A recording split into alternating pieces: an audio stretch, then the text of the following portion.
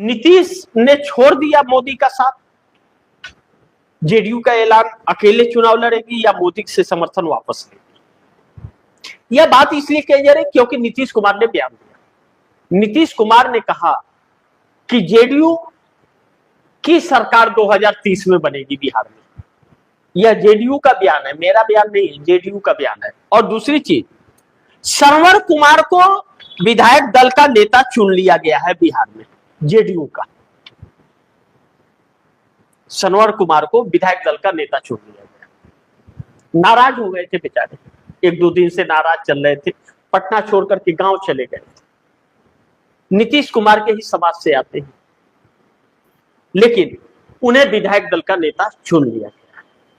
अब विधायक दल का नेता चुन लिया गया है तो अब नीतीश कुमार के हाथ एक बहुत बड़ा मौका भी लगा है भारतीय जनता पार्टी को सबक सिखाने का और उन्हें अपने पार्टी का विस्तार करने का। क्योंकि इस वक्त नीतीश कुमार सीएम नहीं है, और जब नीतीश कुमार सीएम नहीं है तो दिन भर खाली है।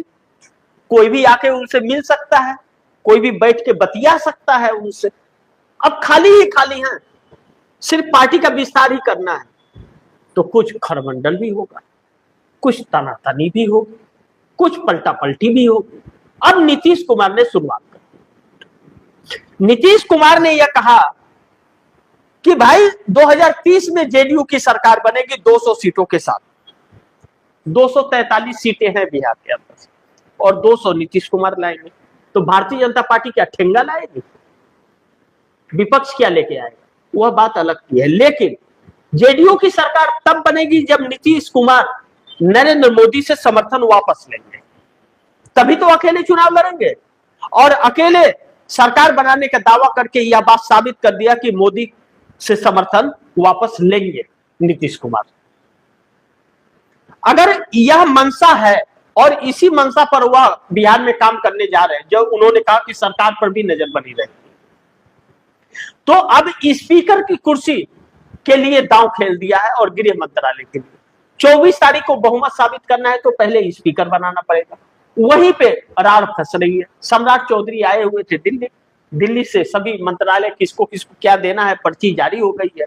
अब सम्राट चौधरी पहुंच चुके हैं, दिल्ली नेतृत्व तो पश्चिम बंगाल में बिजी है कि मोदी की साख लगी हुई है, थोड़ा चेहरे पर कुछ पर्दा लगाने के लिए मिल जाए, पश्चिम बंगाल जीत जाए तो। लेकिन उसके बावजूद उम्मीदें कम नजर आ रही है पश्चिम बंगाल में, इतना परपंच रचने के बावजूद।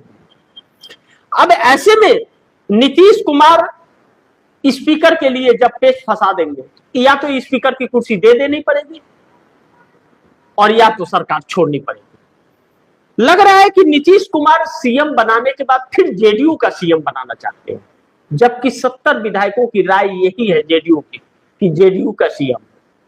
लेकिन नीतीश कुमार सम्राट चौधरी को भारतीय जनता पार्टी से उनको सीएम बना करके पूरे सरकार का कमान अपने हाथ में लेना चाहते हैं, भारतीय जनता पार्टी को डब्बा बनाना चाहते हैं। अब खरमंडल 24 तारीख से शुरू हो जाएगा जब स्पीकर पर लड़ाई होगी, और स्पीकर मिला तो गृह मंत्रालय भी चाहिए। यानी कि भारतीय जनता पार्टी को सीएम की कुर्सी के अलावा और कुछ नहीं मिलेगा। ऐसे में भारतीय जनता पार्टी एक नए संकट में पड़ गई है। और नीतीश कुमार बात अटकी स्पीकर और गृह मंत्रालय के लिए, तो उन्होंने पहले ही ऐलान कर दिया है कि जेडीयू अकेले चुनाव लड़ेगी और हमें पार्टी का विस्तार करना है। और किस गठबंधन में रहना है, किसमें नहीं रहना है, किसको छोड़ना है, किसको जोड़ना है, इसका पूरा पावर नीतीश कुमार को बैठक में दिया गया है। तो गठबंधन छोड़ने में भी वक्त नीतीश कुमार को नहीं लगेगा। अब भारतीय जनता पार्टी को फैसला करना है कि क्या करेगी।